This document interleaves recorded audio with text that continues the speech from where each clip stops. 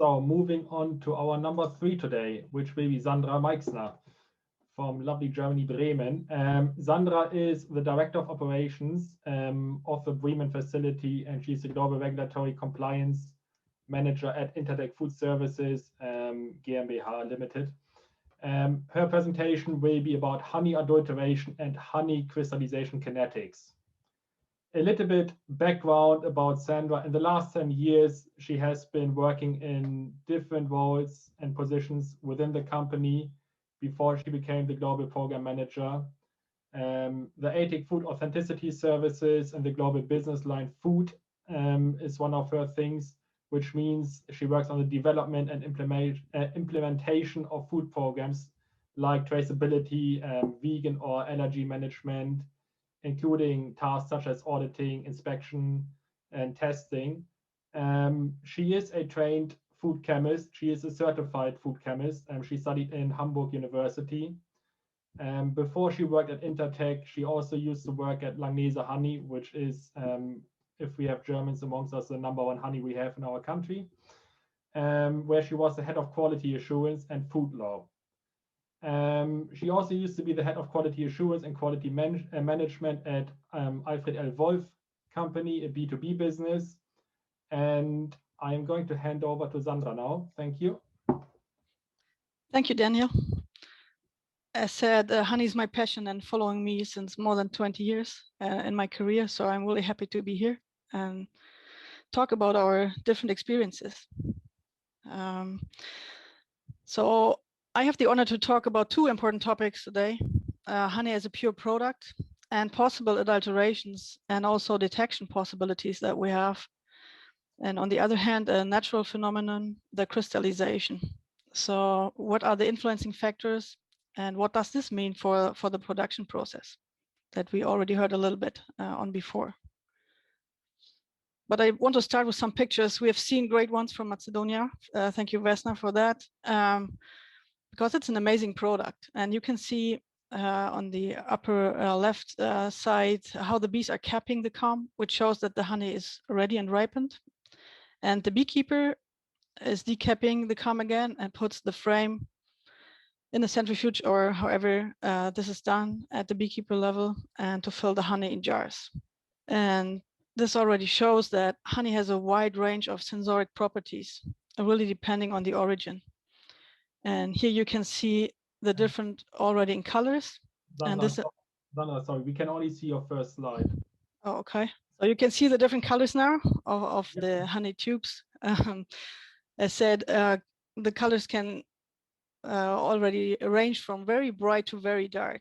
And what I always love about this product is wherever you come in the world, it really reflects the nature locally. And it's so different in taste and smell.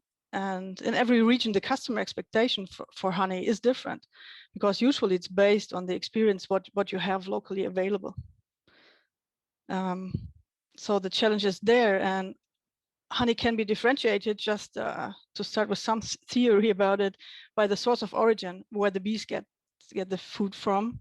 So this can be a blossom or the nectar on the one side, or honeydew on the other side.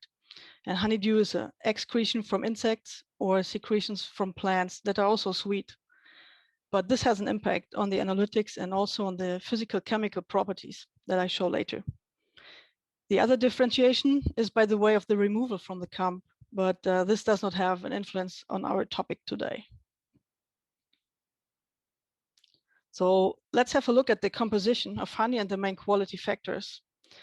They are only influenced by the botanical or floral origin of the honey, and honey itself shall not have any additions, but also nothing shall be removed from it.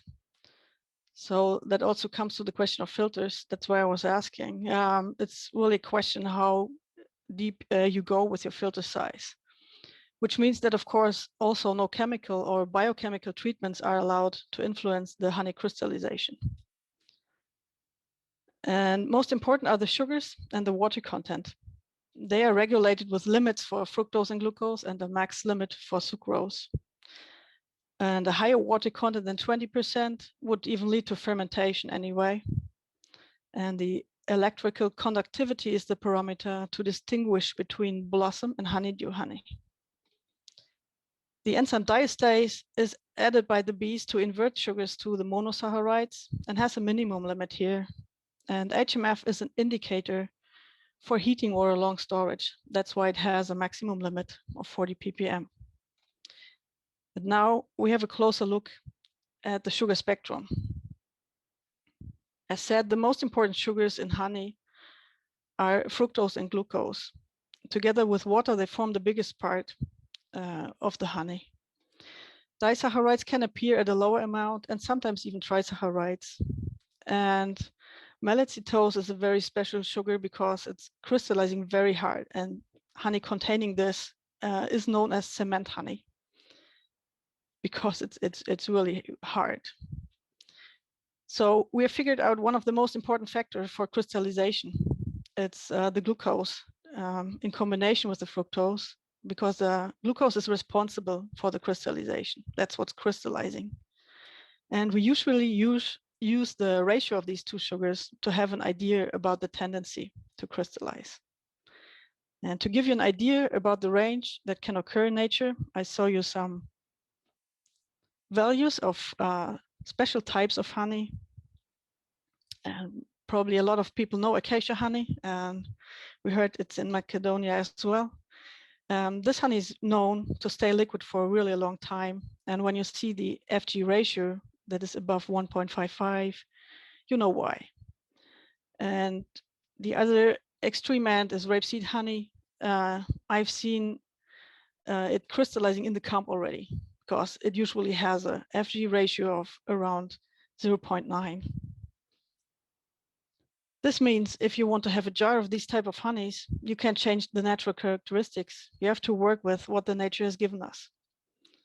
And this leads me now to the topic when people don't want to work with a pure product and add things like syrup or prolong honey with other similar products.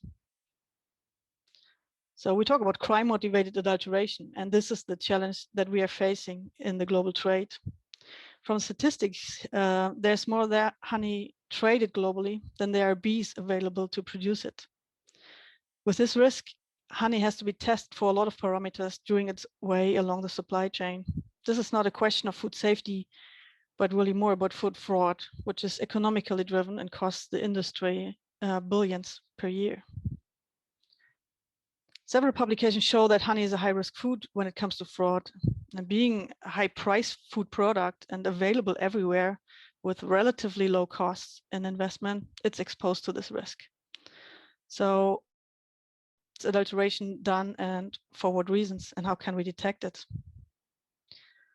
So there are several reasons for fraud: a certain geographical or botanical origin that achieves a higher price or prevents certain taxes, for example, import taxes, special technology, or in our case, a forbidden technology. For example, when water is removed to meet specifications that we've seen before and stop fermentation of the honey that was harvested too early. The composition of honey can be matched with syrups that are produced for this purpose and pass a lot of the tests in the labs. All this shows the complexity and the advanced technology needed that criminals invest in this. So what do we do to prove the authenticity when we have the same sugars added to a product? Some time ago, the pollen test with a microscope was the best established method to determine the origin of a honey sample. This needs a lot of experience and training and available reference samples from almost every country in the world. Additionally, the sample is tried sensorically and the taste needs to match with the pollen findings. For some special types, we have no guidelines in Europe for additional physical chemical parameters that have to be fulfilled as well.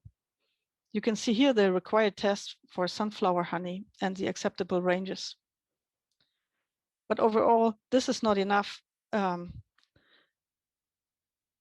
really fulfill the needs for the proof of authenticity. So over the last 15 years, several tests have been developed to analyze this product. This is how it started. High fructose corn syrup was added to honey as it was cheap and often used in other food products in the food industry. So starch is inverted to monosaccharides, or sucrose is splitted in the monosaccharides We still have sometimes longer chains like trisaharides and especially oligosaharides still in the honey. And these are the focus for a lot of tests, as these traces show a difference to pure honey itself. So we have a look at the developed tests. The first method that was established for routine analysis almost 14 years ago now, it was the so-called C13 method, where you test the isotopic profile and you can detect the use of foreign sugars. Some years ago, the NMR technique was introduced on the food testing market, where you can detect several quality parameters and also do an organic substance profiling. And with a comparison to a database of reference samples, check the integrity of a given sample. Some years ago, the LCMS systems were improved a lot to a high resolution technique. And now we can measure low traces of special syrup markers as well as organic substance profiles. And for the US market, the FDA has developed a method based on the inorganic substance profiles to check geographical origin. So you can already see it's a wide range of different tests. We'll have a closer look on these methods right now. When we talk about isotopes, it's getting really chemical, but I'm trying to explain at least the background of this, because it's quite important to understand that. The plants in the world can be divided in groups, how they fix carbon dioxide and metabolize it. The so-called C3 plants have an intermediate product with 3 C atoms, carbon atoms, and follow the Kelvin cycle. The C4 plants have then an intermediate product with 4 carbon atoms, and this is important for the isotope analysis later on, as the carbon isotope C13 is distributed differently in these 2 cycles. Plants like the C12 atom more and react faster with it than with the isotope version. Here you can see that we can differentiate C3 and C4 plants and the derived syrup from it. C4 plants show a higher rate of the C13 isotope than C3 plants. And as we started with mice corn syrup, this was the idea to differentiate syrup from the honey. With this method, we are measuring the delta C13 value of a sample, which is a relative value compared to a consistent standard. And this is done to show minimal changes of isotope composition, because it's easier to determine difference in the occurrence of isotopes than the total number of isotopes. That's why you see this delta here. So when this test was introduced, it was a big success. But what to do when you have a syrup that is added to honey that was produced from a C3 plant? At this point, we have to develop this method further and added an HPLC system before, so we could separate the sugars with the chromatography system and get the delta C13 results for each sugar in the end. That's what you see here. So with this method, it was possible to detect isotopic differences in carbon 13 between the sugars and the protein. And it's still used today as one important part of the authenticity testing solutions. The NMR technique was introduced some years ago in the food routine testing for honey. It's also used for other products like wine or juices and some other foodstuffs. So you can identify and quantify a lot of quality parameters and also compare a spectrum of a honey sample against the reference database. At the beginning, the database was not sufficient to cover the most of the world, but in the last month and years, the database has grown and works really well right now. Here you can see a spectrum for a juice sample, for example, and how it looks like when there is a mismatch in the spectrum. At the bottom left side, you can see for a juice sample, for example. Can you see me? Okay. You can see a honey sample with an addition of rice syrup and how the spectrum differs there. So With this technique, we do a targeted screening, quantification of major and minor sugars, specific sugar ratios, and these are calculated and compared with a database. This is all based on complex algorithms, and you can see the different clusters of different origins in the picture at the bottom right side. And with these calculations, you can then see if your sample fits in or not. But this was still not enough to detect all different possibilities for adulteration. So recently, there was a new technique added to our testing portfolio. That is the liquid chromatography again, but with the high resolution MS. So this enables the detection of known and unknown adulterants in one test. It's a multi-method, and we can identify hundreds of marker substances in one run, and simultaneously run several other single method tests together on this machine. This is all based, as said before, for other tests on reference samples, on identified markers on before. So it's really based on a lot of knowledge and experience and samples that you get in your hands to build up this knowledge. And as all the different tests have a different idea behind it, it's really about if we get a sample and we don't know anything about it, we need to combine all these methods to get an idea about the status for a honey sample. And after all this info about adulteration, I want to proceed with a more positive topic. That's the crystallization of honey. Here we go. Here you can see what happens to honey over time. So the glucose is crystallized at the bottom, and the fructose is the dark orange liquid at the top. This is why the FG ratio is so important for the structure of honey. Here's a photo of a honey jar where the liquid has crystallized very fast and with big crystals, so not controlled. And the consumer, and even myself, would probably not buy this jar when it's on the shelf. So it's very hard to see sometimes that this photo was done with a special light. You can see the crystals at the bottom.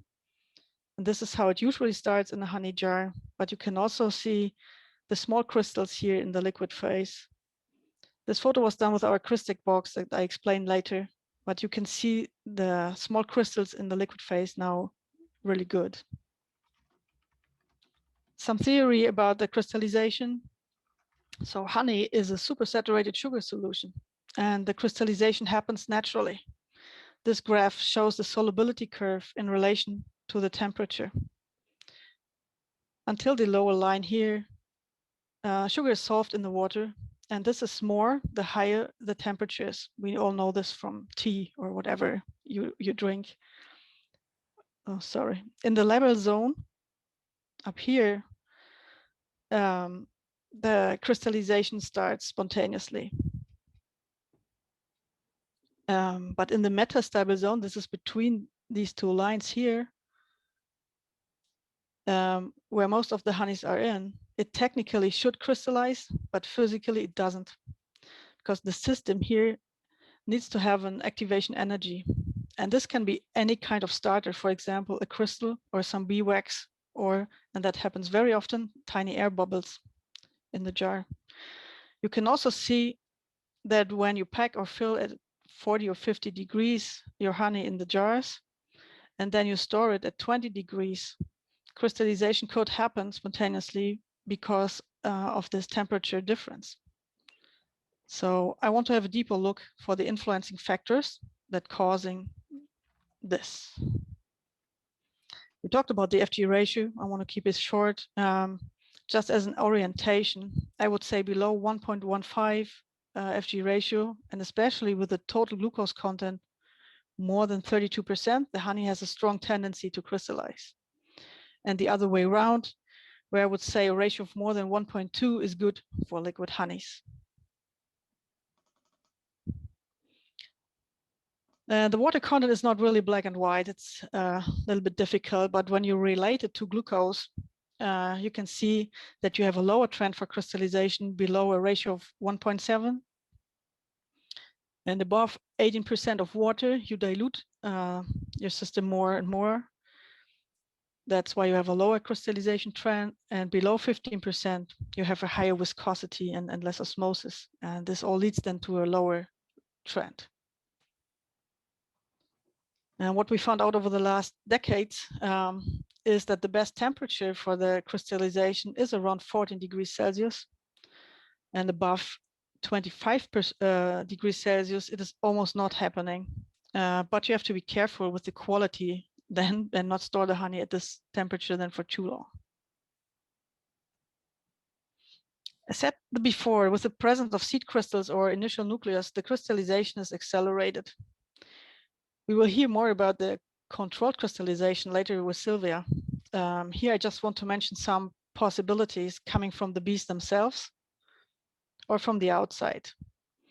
And this can be prevented by, as we heard by Richard, with filter systems and other techniques.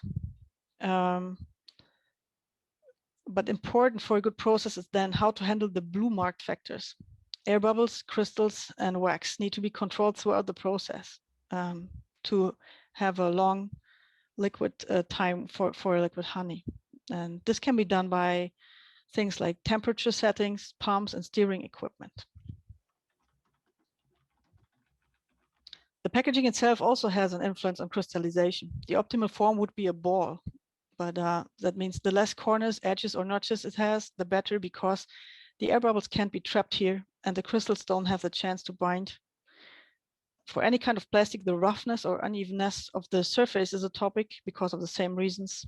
And even the size of the packaging has an influence, which means the result can be different for the same batch if you pack it in a 500-gram squeezer or a 20-gram portion pack.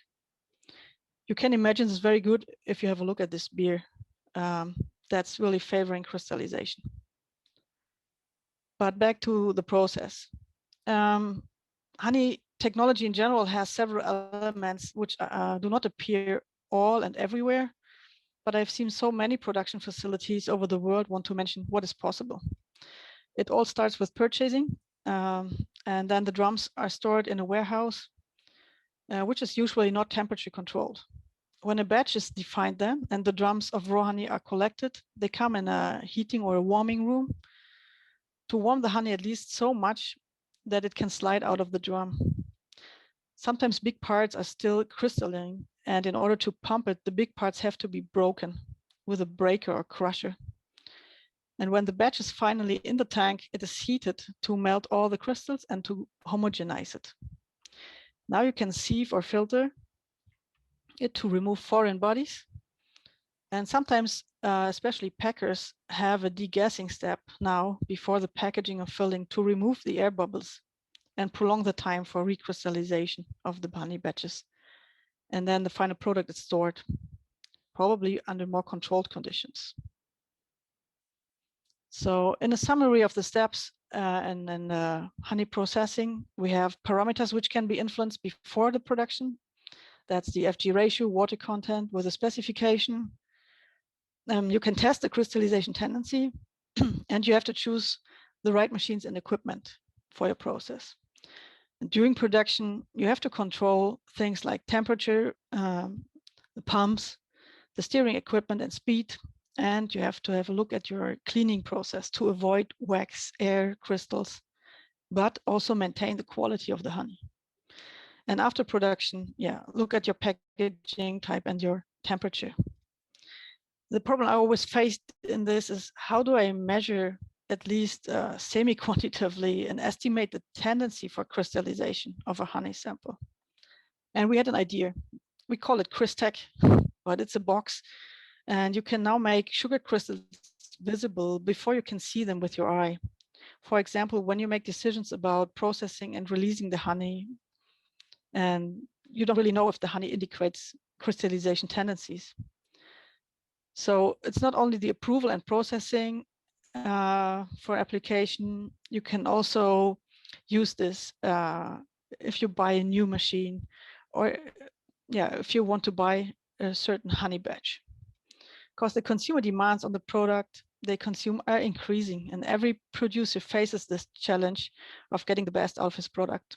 When it comes to honey, it's not just production, it's storage, transport, everything has an impact. And the customer is not really aware of this difficulty and has not really a tolerance when he sees this honey crystallizing on the shelf. Maybe doesn't even know it's a natural phenomenon. So as said, we had this picture before. This is how a jar would look like. And with CRESC, or the lamp behind it, you can evaluate your samples much faster and see if you want to improve your process, or what does this mean in a crystallization free time for your products. Also, it's interesting to see where the first crystals appear. This also gives a hint if you can still improve some processing steps at this point. I want to thank my colleague Britta. At this point, we have done and developed this all together over the last years, and I thank you very much for your time and hope I was able to give you an interesting overview. Thanks for your attention. Thank you, Sandra. I got actually quite a few questions in. Question number 1 from Pete. Are the crystals formed pure glucose? And I may throw in a second question I got sent to me directly. Do you also distinguish between different conformations of crystals? Well, at this moment, yeah, it's the glucose mainly, almost 100%, that's crystallizing. And I said there are some other minor sugars that also crystallize, like the malacitose, but the biggest point is here the glucose. We are working on a project really to have a closer look at the form of the crystals and also the how they interact, because we all know they're different, well, at least mouth feelings for the crystallization part and what is the best. That's what we're developing right now, which is really interesting to see. At this moment, this is more for routine tests at the packer side to understand if they honey batches are okay in general. So it's really at the first beginning. Okay, I got a very practical question as well. Are you happy to share slides? Yes, of course, I can share. Yeah. Just email me, that's fine. Okay, back to the other questions. I got a question sent to me directly. When heat treating the honey, do you ever model or plot basically the loss of flavor compounds? Yeah, that's also a good question. Yeah, it's very complex. We introducing right now volatile substance method to do exactly this and see if we can quantify losses in volatile markers. Okay. Ayodele is asking, all the techniques you presented, is asking, can we say without the use of the machines, would it be possible to still detect adulterated honey locally? I honestly, I think even we don't get all 100% adulterated honey. If you go on Alibaba, you see that I think minimal is 1 ton of syrup, and they claim it's passing the NMR and C13 test. So I always compare to doping. We are running 1 step behind, and as soon as we have a new test, they are adapting to it. It really depends what you want to find. I'm really curious to hear Vince's presentation as well from Nigeria. It's really interesting. And I think we need to combine forces and see whatever is possible. But of course, you can detect certain forms of adulteration locally. But I'm happy to share and to see what we also can do together. Because I really think just one company or one test is not enough. We need to combine all our forces that are there. Yeah, another question I got in, how popular are microscopy methods still to date, I guess? Oh, it's really important. And honestly, I really like them because you really look into a honey sample. You get an impression of the honey itself. You see not only the pollen, but also other particles. So it's widely used almost. If you go for special types, you have to use it anyway because you have to do the pollen counts. But also for multifloral honey, for origin detection, it's still used. Okay, a question from Anthony, more regarding the services Intertek offer. Are you involved in the testing of Manuka honey, or is that primarily done in New Zealand? Yeah, we're UK here, right? Yes, we are involved a little bit. I know New Zealand is very keen, and Manuka is very special with this. I mean, it's part of the NMR profiling. They have a special Manuka part module in there. We do some other tests, but New Zealand is doing and still leading this part. Okay. But it's one of the most important honeys when it comes to this topic, as it's really expensive, and I think you really have to secure the pureness here. Yeah. Another question: are there certain honeys that are better for making creamed honey than others? Yes. Depending on all the parameters that I said, and I think Sylvia, this is a good bridge to your presentation. After that, there are special well, FG parts and so on, but Sylvia will probably talk about this even more. What is necessary to make a good creamy honey. It's also a question of processing parameters then afterwards, and how to seed the crystals. Yeah. And the last question I can see: what is the optimum temperature to process honey for honey drink products? What temperature does it need to kill yeast or microorganisms? Oh, yeah. Microbiologists, yeah. That's always the dilemma that you're in. If you really want to do this right, you're killing the natural properties, like I said, the enzymes, or you increase HMF. That can be really tricky if you do that in your own process just before you mix it in the drink. I can give some examples. So maybe we should take this offline, and we can share some experiences about that. It's not so easy, depending on what you want to claim on the drink. Okay, I hope I captured all the questions. Yeah, I think I did. Thank you, Sandra. Thank you, Daniel.